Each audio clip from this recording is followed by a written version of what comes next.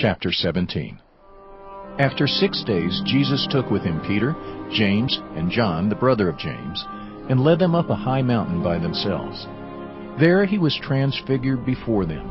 His face shone like the sun, and his clothes became as white as the light. Just then there appeared before them Moses and Elijah, talking with Jesus.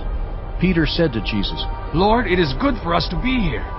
If you wish, I will put up 3 shelters, one for you, one for Moses, and one for Elijah." While he was still speaking, a bright cloud covered them. And a voice from the cloud said, "This is my Son, whom I love. With him I am well pleased. Listen to him." When the disciples heard this, they fell face down to the ground, terrified. But Jesus came and touched them. "Get up," he said. "Don't be afraid." When they looked up, they saw no one except Jesus. As they were coming down the mountain, Jesus instructed them, "Don't tell anyone what you have seen until the Son of Man has been raised from the dead." The disciples asked him, "Why then do the teachers of the law say that Elijah must come first?" Jesus replied, "To be sure, Elijah comes and will restore all things. But I tell you, Elijah has already come, and they did not recognize him, but have done to him everything they wished. In the same way, the Son of Man is going to suffer at their hands." Then the disciples understood that he was talking to them about John the Baptist. When they came to the crowd, a man approached Jesus and knelt before him. "Lord, have mercy on my son," he said. "He has seizures and is suffering greatly. He often falls into the fire or into the water. I brought him to your disciples, but they could not heal him."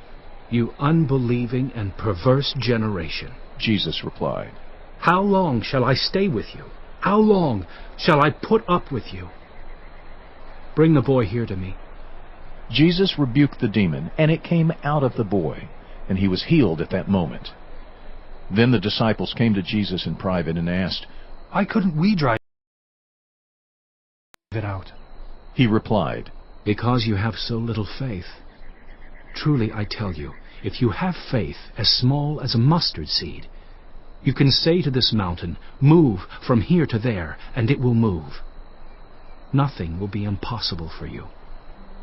When they came together in Galilee, he said to them, "The Son of Man is going to be delivered into the hands of men. They will kill him, and on the 3rd day he will be raised to life." And the disciples were filled with grief. After Jesus and his disciples arrived in Capernaum, the collectors of the 2 drachma temple tax came to Peter and asked, "Doesn't your teacher pay the temple tax?" "Yes, he does," he replied. When Peter came into the house, Jesus was the first to speak. "What do you think, Simon?" he asked. "From whom do the kings of the earth collect duty and taxes?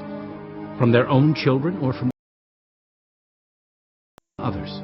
"From others," Peter answered. "Then the children are exempt. Jesus said to him, But so that we may not cause offense, go to the lake and throw out your line. Take the first fish you catch, open its mouth, and you will find a 4 drachma coin. Take it, and give it to them for my tax and yours."